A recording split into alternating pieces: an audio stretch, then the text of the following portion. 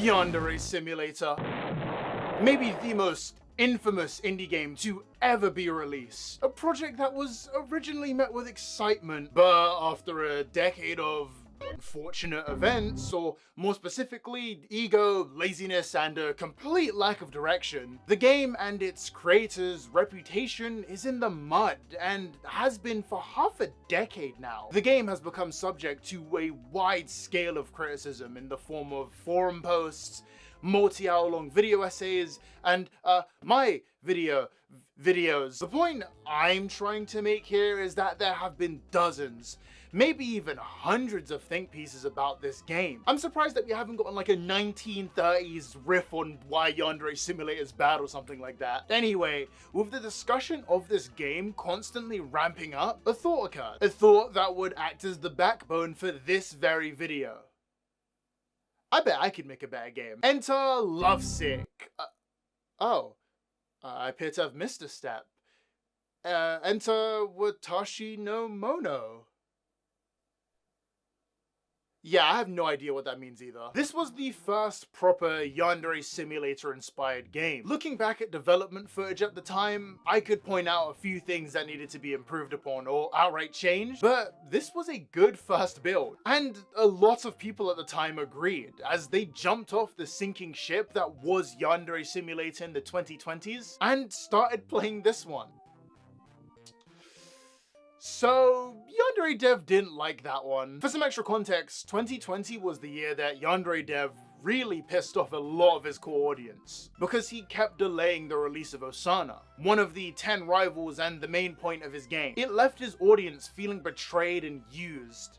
So, the second they got a whiff of something better, well, it was Jova, wasn't it? This would usually be a point of motivation for people. The wake-up call needed to, you know how this goes, come on. Alex went straight to the main dev of Watashi no Mono and made a complete ass of himself. Said the game was held together with bubblegum and band-aids, which might be the funniest bit of irony I have ever read. Was directly responsible for him losing money and vaguely threatened the dude at the end. If I have to make a video saying, guys, I don't make enough income, and the response is Watashi no Mono is proof, then I have to follow up by explaining that Watashi no Mono isn't an example of a well-developed game. And it would suck ass to have to do that, since I hate drama and discussing other games. So, if you came clean with your audience, then there wouldn't be an ugly, messy situation for me to have to deal with. So, shockingly, the developer quit working on the game. Funny how that works, right? He said he just wanted to move on to better things, and good for him. But people couldn't shake the feeling that YandereDev destroyed another game because it made his look bad, which would be the core motivation of the main character of this story. Dr. Apes and his new game,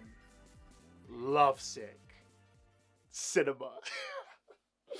Absolute fucking cinema. Here we go. I have made a lot of YouTube videos, and a thought a lot of people in my audience probably have by now is, wow, this guy's videos are arse. How do I make a good YouTube video? Which is where Skillshare comes in. They have dozens of classes available to cater to whatever style of video you want to make. Whether that's art videos, for example, or actually good video essays, and so much more. There's extensive classes in anything creative, really. Film and video, photography, animation, music, everything. And these classes are made by other creators for future ones, with flexible schedules to fit every individual person. If the whole uni lecture vibe of some of these classes don't work for you, then there's also a one-to-one lesson option if that would work better. I personally wanted to learn DaVinci Resolve.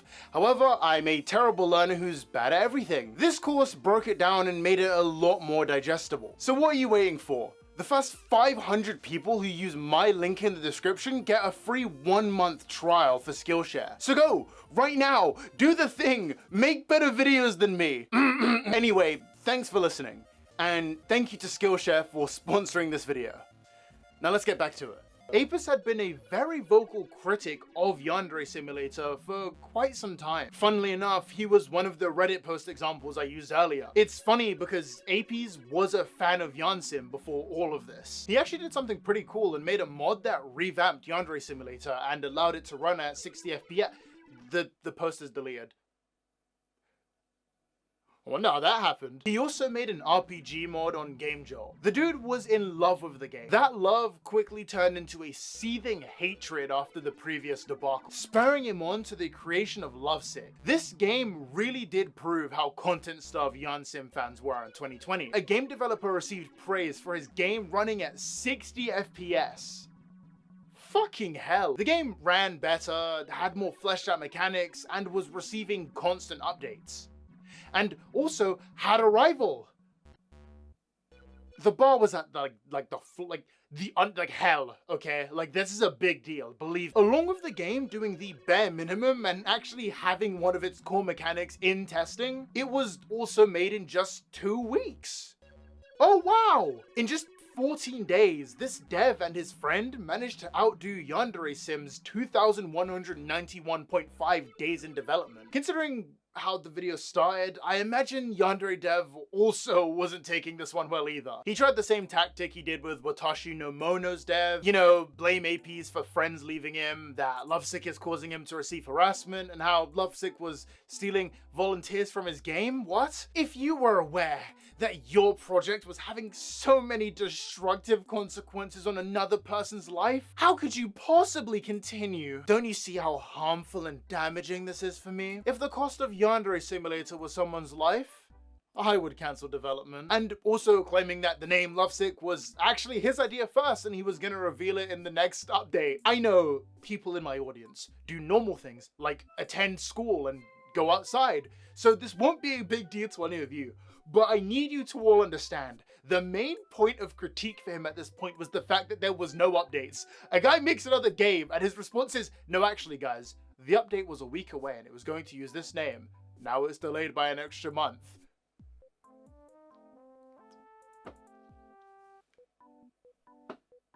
What can you even say to that? Dr. Apes didn't budge and actually made a video where his character stabs Yandere-chan before revealing the rebrand. Love letter. My true feelings. And let me tell you, as an internet historian, this was a war for the ages. Apes would drop an update and YandereDev wouldn't.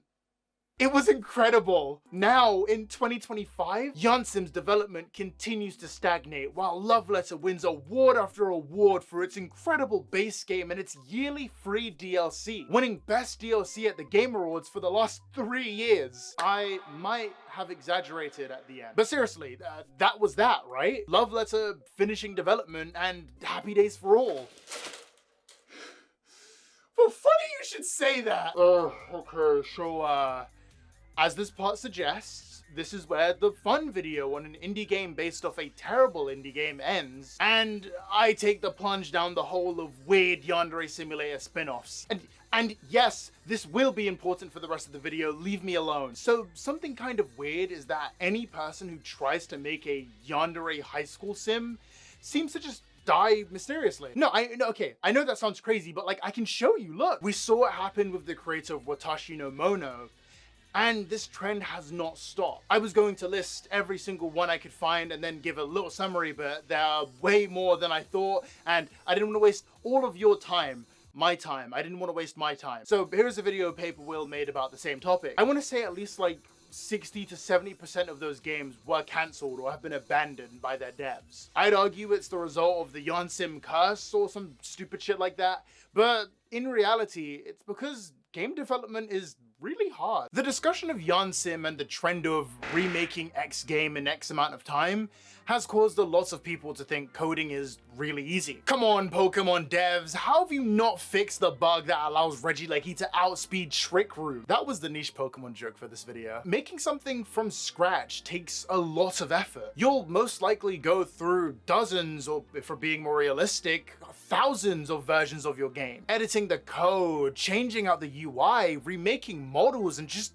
overall testing to make sure everything works as intended. Dev teams can get pretty large too. These are 1 to 2 people tops trying to create something on the same level as a high budget game. When I put it like that, it's kind of a miracle we got Undertale. We are in the golden age of indie games, and it's skewed the view of the genre. Because for every successful game that drops on Steam, there's like 20 that fail to gain an audience.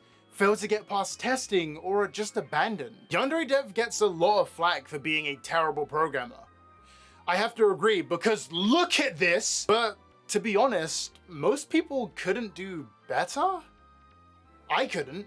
I fucking hate coding. Then there's getting all of the like assets and the sound, and god, it sounds so complicated, you know? Granted, almost all of these weren't done by YandereDev, but it's still a nightmare to put all together. Spoilers, I spoil my own videos now. Love Letter dies in a similar way to the rest of these games. But it should have been obvious from its foundation alone. This game was being developed by these two dudes purely out of spite. Most people make games to entertain or for fun. That already put such a massive ceiling on creativity, as the main things implemented were exclusively done to rile up YandereDev instead of worrying about what would actually be good for their game. It's ironic because that was the main catalyst for why YandereDev made his game in the first place. A dev he used to look up to gave him criticism, so he made it a point to try and surpass him. We're repeating history. Oh my god, we're doing it good, someone stop! The comparisons to Yandere Sim don't end there, because all of the good grace this game built up is about to be shattered into a million pieces. This game was made and died in 2 weeks. See, there'd be extra humor too if the game wasn't made in 2 weeks, right? Oh right! I have to come clean. Unfortunately, quite literally everything I have said about Love Letter is a lie or close to a lie. Like the statement that the game was made in 2 weeks. It would have been funny as hell if two dudes actually managed to make Yandere Sim in such a short time in order to prove just how incompetent Yandev is. But when you take a deeper look at the game, and I mean like staring at one of these videos with your eyes open, take a deeper look, you immediately realize, wait a minute. These assets are almost all from Yandere Simulator. Even the main character for a little while was just Yandere-chan, which, to be fair, is just a recolor of a Unity sprite that was also supposed to be changed out with a real model.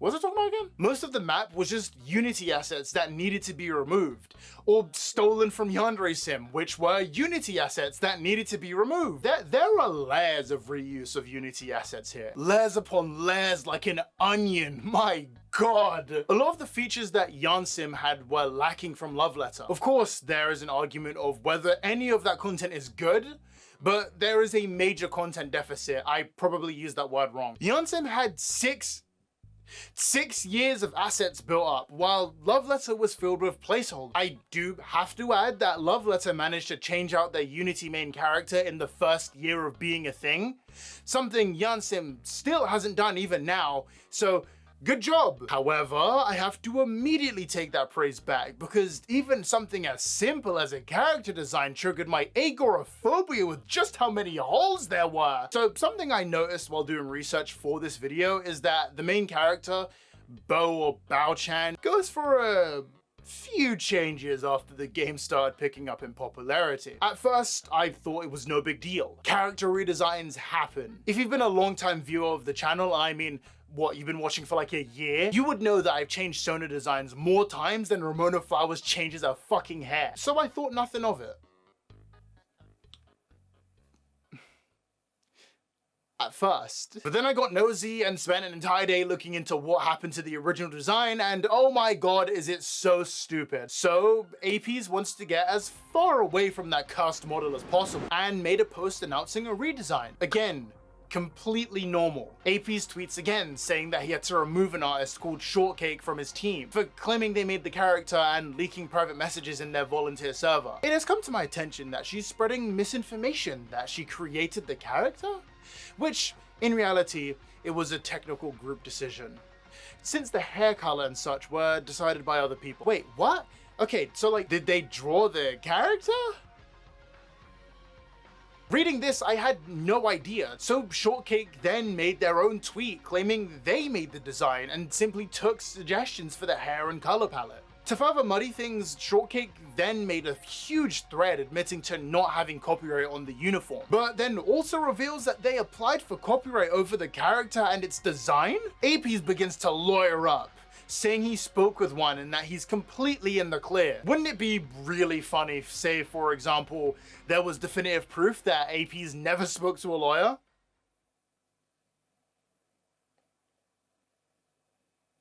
It was! I find it very funny when I read these DMs.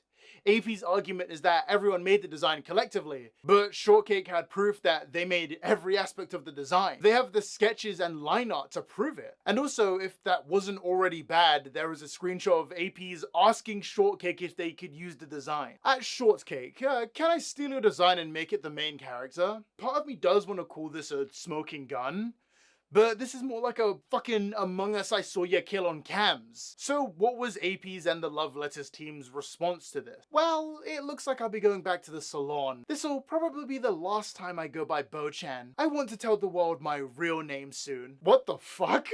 Like, both to that tweet and the voice I used for that, like, that was really weird, right? So, what just happened? An artist draws a character and lets a dev use it for free, mind you. They don't get credited and are then fired for being upset with that, I guess.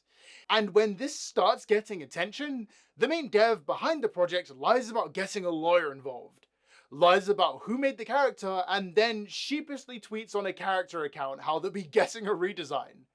Oh, and also that any fan works made from the game are owned by the team, and everyone who wants to work on the game will need to sign non-disclosure agreements. See, like, you're probably thinking this is the bit where I like pull it on the green screen again and I'm like, oh no, I was exaggerating. But like, no, those are just like all real statements made. I would have said that these are fair statements to make if I did not have the added context that this is a Yandere social sim made to compete with the other Yandere social sim that people don't like anymore. And that the cause of all of this was an artist wanting to have ownership over something they made.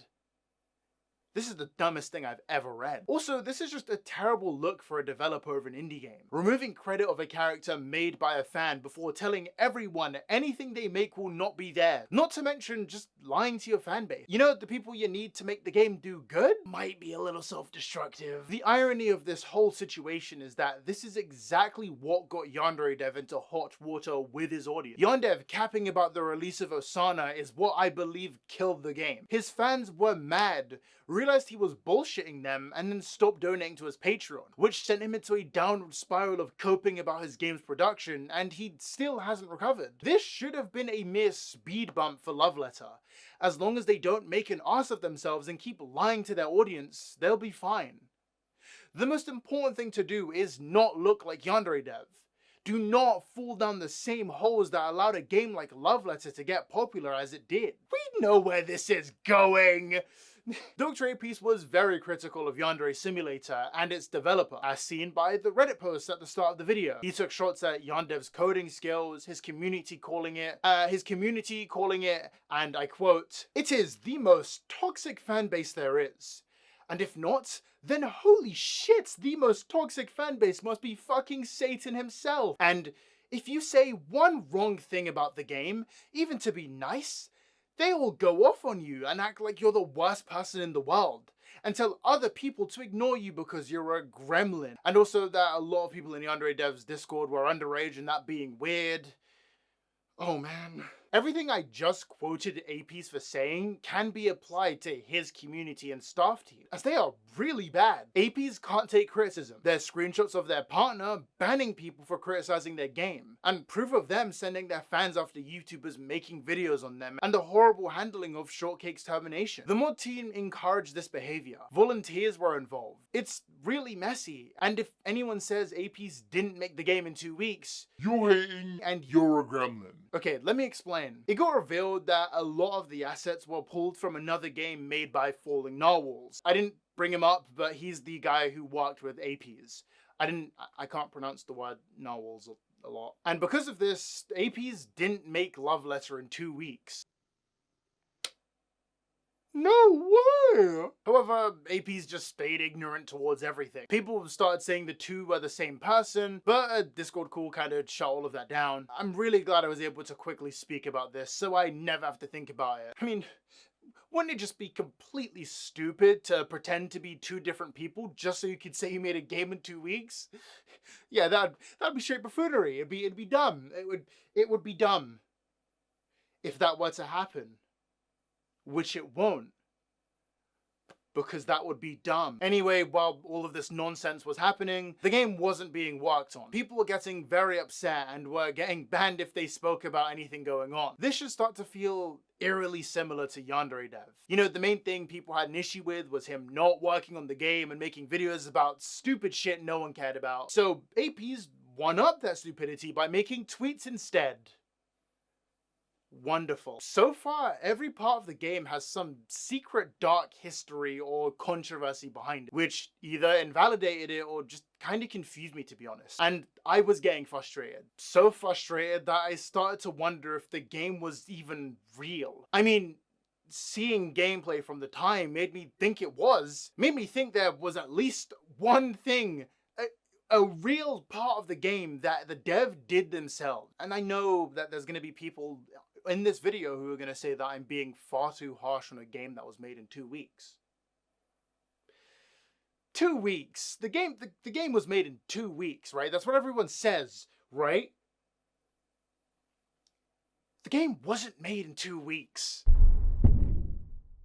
Heartbreak was another one of those Yandere Sim inspired games. That makes the fourth one that I've had to speak about to explain this increasingly silly story, but here goes. Yandere Simulator has become notorious for its slow development cycle. There are also issues with the game's performance, game design, story and characters, graphics, art, and development strategy. As of now, the game is nearing its 6th year in development with no end in sight.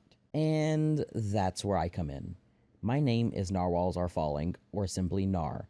I'm the lead programmer and project manager of Heartbreak, a game that strives to remake Yandere Simulator into a better experience. This game sounds weirdly similar to the original Lovesick, but this was a game being worked on by Falling Narwhals. I mentioned them before, and they would eventually help with the development of Love Letter. Falling Narwhals also sounds exactly like Apes. Hello, everyone. But it don't care. Apes just did the voice for Narwhal's Heartbreak video, a game he also went on record saying he didn't know existed. Wait a minute. Well, I mean, early onset dementia is a thing, so maybe he just forgot. Here's Apes admitting he was Narwhal. Why? Literally, like why?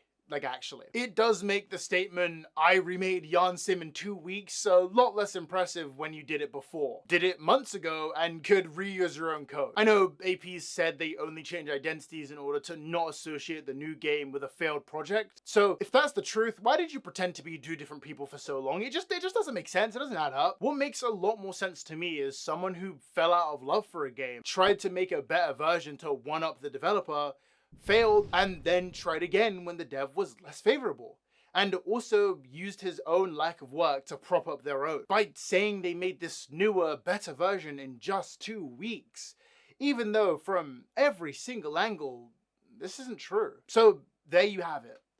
A game made out of sheer hatred and spite for a person, using that dev's previous failures to gain an audience who were tricked into thinking this new person would never make those same mistakes, before getting hit with the reality that everyone who works on these games gets poisoned or something and start making the same mistakes that put the dev they're trying to be better than in that position in the first place. I guess the saying is true. You either die the hero or live long enough to see yourself become the villain. I know I've just spent insert minutes here shitposting about how everything tied to Yandere Simulator will eventually be destroyed by incompetence, but I really do think there is a greater lesson to be told here. 1 second, I just gotta... Why do people make video games? There will be a lot of different answers, but for me, looking at the game I enjoy the most, it was either for a love of the genre or to say something. When I look back on Love Letter, it was made for one reason. I bet I could do better than him. And I just think that's the worst mindset to have while trying to do something creative, because there are only 2 endings. You beat that person and your motivation for even doing this disappears, or you fail and seethe about it forever. You can kind of just tell when a game is being made for money or just to be the better version of something else. I recently got into Baldur's Gate and I loved all of the detail that was put into this game. It's really fun, and you can tell the people working on this were massive D&D fans. There are so many places where they could have taken shortcuts. They could have made some of the story DLC, but they didn't. They just wanted to share their love for D&D and help people who have never played it get a feel for things. Fucking Undertale. We know how I feel about Undertale. It's the game of all time. The definition of what true passion can achieve in the gaming industry. You think Toby Fox said shit like, yeah, I wanted to make a better Mother 3. I wanted to replace Mother 3. And also, Temmie, you're under NDA, don't leak anything. No. The lesson to be learnt here is to really consider why you're doing something. And whether you'll actually be any happier after achieving. And also, please don't make a Yandere social sim. Please, I'm begging. Friends, thank you for watching this very silly video about something I just remembered one day. Seriously, that's how half of these videos end up getting made. I'm not even kidding. If you don't want to be like YandereDev, you should check out the Patreon. It has a bunch of extra bonuses and has the best set of people you could ever meet. Especially Chromatic Aberrant, that's a pretty fucking cool name. Pwep, Much Appreciated, Obscuroni, and Fanatic or Israel. I've literally said that for like months. Like, how did I fuck that up? Israfel's Fire. You guys are the best. And you've also funded my new adventure into California. Yeah, so I'll be at VidCon this year for all days there. So if you see me, say hi. Whatever. And with that out of the way, I'll be vanishing back into my Baldur's Gate addiction. I hope everyone has a wonderful day. Play Baldur's Gate, it's awesome, and see you lads.